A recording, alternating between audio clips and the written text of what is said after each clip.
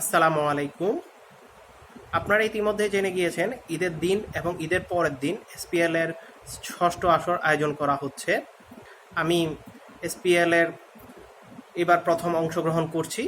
আমার টিমের নাম শ্রীপুর হারিকেন। আমি এই টিমের অধিনায়কত্ব করব ইনশাআল্লাহ।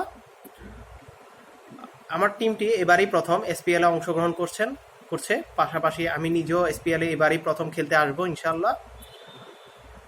আমার টিমটি প্রথম হলেও এই টিমের অনেক সদস্য আগের এসপিএল এ অংশগ্রহণ করেছে। তাদের মধ্যে অন্যতম হচ্ছেন আশরাফুল আজিম নোমান, যাকে সবাই আরিয়ান আদ্রিতাত নামে আমরা চিনি।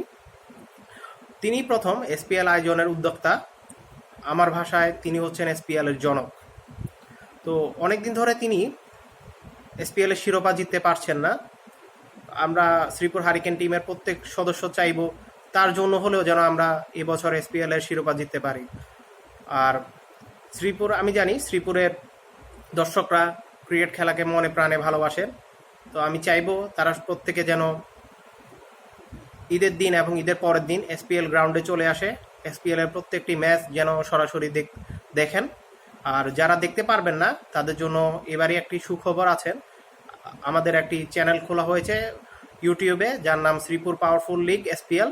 সেই চ্যানেলে এসপিএল এর প্রতিটি ম্যাচের ভিডিও ইনশাল্লাহ আপলোড করা হবে।